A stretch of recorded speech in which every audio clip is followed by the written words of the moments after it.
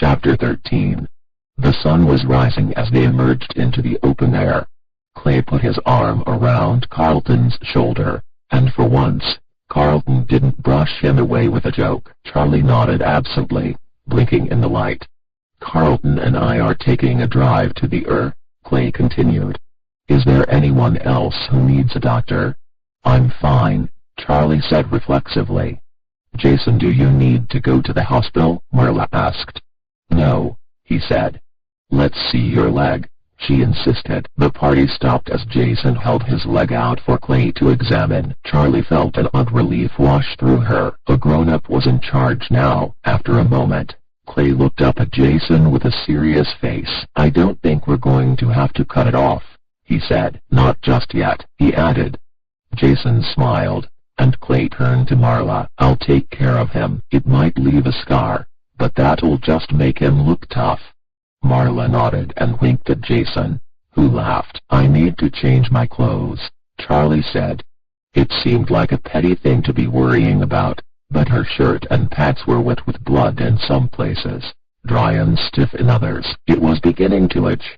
"You're a mess," Carlton pointed out redundantly. "Will she get a ticket if she drives like that?" "Charlie, are you sure you don't need to go to the hospital?" Marla said, turning her laser-like concern on her friend, now that her brother had been declared safe. "I'm fine," Charlie said again. "I just need to change my clothes. We'll stop at the motel."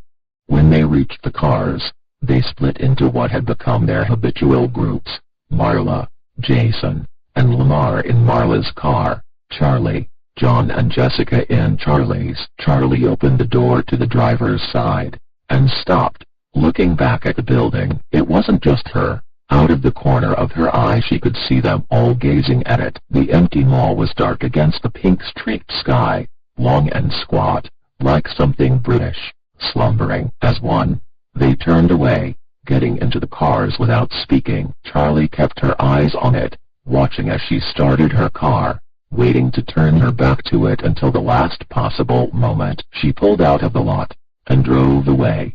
Along the road, the cars split off. Clay and Carlton took the other turn out of the parking lot, heading to the hospital, and Charlie turned off toward the motel while Marla continued to the Burke's house. "I call first shower," Jessica said as they got out of the car. Then, seeing Charlie's face, "I'll make a special exception in your case. You go first." Charlie nodded. In the room, she grabbed her bag and took it into the bathroom with her, leaving John and Jessica to wait. She locked the door behind her and undressed, deliberately not looking at the gashes on her arm and leg. She didn't need to see what was there, just to clean and bandage it. She got into the shower and let out a quiet yelp as the stinging water hit her open cuts, but she gritted her teeth and cleaned herself, washing her hair over and over until it was rinsed clean. She got out and toweled herself dry, then sat down on the edge of the tub, put her face in her hands, and closed her eyes. She was not ready to go out yet, not ready to face whatever aftermath, whatever discussion there might have to be. She wanted to walk out of this bathroom, and never speak again of what had happened. She rubbed her temples. She didn't have a headache, but there was pressure inside there, something that had yet to emerge. "You can't stay here forever." Charlie still had the gauze and tape from the first time around, so she took it from her bag, wiped both wounds clean with a hotel towel, and bound up her arm and leg, using all the gauze. "I probably do need stitches," she thought, but it was only an idle thought. She would not do it. She got up and went to look in the mirror. There was a cut across her cheek. It had stopped bleeding, but it was ugly. She didn't know how she could cover it, and she didn't really want to. For the same reason she didn't want stitches. She wanted them to heal wrong, wanted them to scar. She wanted proof, displayed on her body. This happened. This was real. This is what it did to me. She dressed quickly in her jeans and her last remaining clean t-shirt, and emerged from the bathroom to find Jessica and John carrying suitcases out to the car. "I figured there was no point leaving stuff here," Jessica said. "We're all going in the morning. We may as well bring it all to Carlton's." Charlie nodded, and grabbed Jason's backpack, taking it out to the car along with her own. Carlton and his father were already back by the time they arrived, and again they entered Carlton's living room, now almost familiar. Carlton was curled up in an armchair by the fireplace, where someone had lit a fire, and Marla and Lamar were on the couch. Jason was sitting right in front of the fireplace, staring in at the licking flames. Charlie sat down near Jason, arranging herself stiffly. John joined her, looking at her with concern, but she ignored him, and he said nothing. "Are you okay?" Charlie said, rubbing Carlton's arm for a moment, and he looked at her sleepily. "Yeah, it's a mild concussion," he said. "I'll be fine as long as no one else tries to murder me." "So, now what?" Jessica said as she took the chair beside Carlton. "I mean," she paused, searching for words. "What happens?" she said finally. They looked at each other. It was the question they all had. "What did you do after something like this?" Charlie looked at Clay, who was standing in the doorway, only half in the room. "Mr. Clay, what happens now?" she said quietly. He looked off into the distance for a minute before answering. "Well, Charlie, I'm going to go back to Freddy's. I have to get my officer," he said gravely. "I won't go alone." He forced a smile, but no one joined him. "What do you think should happen?" he said. He was looking at Charlie, asking her this impossible question as if she could answer it. She nodded, accepting responsibility. "Nothing," she said. "It's over. I want to leave it that way." Clay gave her a nod, his face impassive. She could not tell if it was the answer he was looking for, but it was all she had. The others were silent. Marla and Lamar were nodding, but Jessica looked like she wanted to protest. "Jessica, what?" Charlie said gently, realizing with unease that her friend wanted her permission to disagree. "It just seems wrong," she said. "What about?" "Everything. I mean, people should know, right? That's how it works. That guard, he murdered all those kids, and people should know." "No one will believe us," Jason said without looking up. "Officer Dunn," Jessica said. "Officer Dunn, he died in there. What will you tell his family? Will you tell them the truth?" She looked at Clay. "Officer Dunn died at the hands of the same man who killed your friends. I can prove that now." A silence fell over the room. "It won't bring them back," he said softly, "but maybe it will give them some rest." Clay turned his eyes to the fire, and a few minutes passed before he spoke again.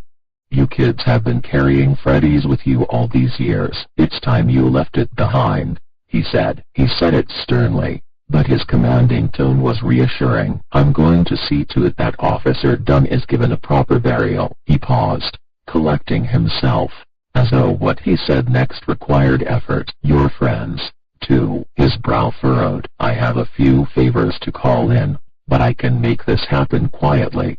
The last thing I want to do is disturb that place, or desecrate it. Those kids need rest." The next morning, they began to go their separate ways. Marla offered to drive Lamar and Jessica to the bus station, and they said their goodbyes with hugs and promises to write. Charlie wondered if any of them meant it. Marla probably did. At least, they pulled out of the Burke's driveway. "So, my bus isn't till later," John said as they disappeared around a bend in the road.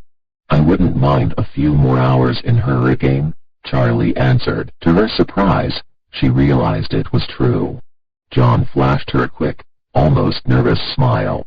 "Okay, then," he said. "Let's get out of there." "Let's go somewhere, anywhere," Charlie said.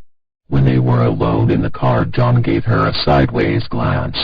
"So," he said, "are we ever going to see each other after this?" He tried to say it lightly, but there was no way to lighten it. Charlie stared straight ahead. "Maybe," she said. She could not look at him. It wasn't the answer he wanted. She knew that, but she could not give him what he wanted. What could she say by way of explanation? "It's not you. It's the weight we both bear. It's too much. When you are here, I can't ignore it." She did not look at him, but something in her thoughts felt off, not quite right, as if she were speaking by rote. thinking off a script. It was like flinching instinctively to protect an injury, before remembering it has healed. She looked at John beside her. He was staring through the windshield, his jaw set. "I have somewhere I need to go," she said abruptly, and made a slow U-turn. She had never gone to visit the place, but now, without warning, her mind was consumed by it. Aunt Jen had never suggested it. Charlie had never asked. She knew where it was, though, and now she headed there with a singular sense of purpose. "I need to see." Charlie pulled to a stop in a small, gravel parking lot beside a low fence of short white posts, chains swinging between them. "I just need a minute," she said. John gave her a concerned look. "Are you sure you want to do this now?" he said softly, and she did not answer, just got out of the car, closing the door behind her. The graveyard before them was almost 100 years old. There were hills of lush grass and shading trees. Sometimes people went on walks there. This corner was at the edge of the cemetery. There was a small house only a few yards past the edge of the fence. The grass was trimmed neatly, but it was patchy and yellowing. The trees had been pruned too far, so the lower branches were bare, too exposed. There was a telephone pole set just inside the fence, barely on the cemetery grounds, and beside it were 2 headstones, plain and small. Charlie stared at it for a long moment, not moving. She tried to conjure up the right feeling, grief and loss, so that she could mourn. Instead, she just felt a numbness. The graves were there, but the sight did not touch her. She took a deep breath and started toward them. It was such a small memory. One of those moments that meant nothing at the time, was just one day in a series of days the same as all the others. They were together, just the 2 of them, and it must have been before everything, before Fredbear's went wrong, before anyone was dead. They were sitting out back behind Fredbear's, looking out over the hills, and a crow landed and began pecking in the dirt, looking for something. There was something about its sharp, darting movements that struck her as the funniest thing she had ever seen. Charlie began to laugh, and her father looked at her. She pointed, and he turned his head, trying to see as she did, but he could not tell what she was pointing at. She could not get it across to him. She did not know the words, and just as her excitement was about to turn to frustration, he saw it too. Suddenly he laughed, too, and pointed to the crow. Charlie nodded, and he met her eyes, looking at her with an expression of pure, boundless delight, as if it would fill him to bursting. "Oh, Charlotte," he said,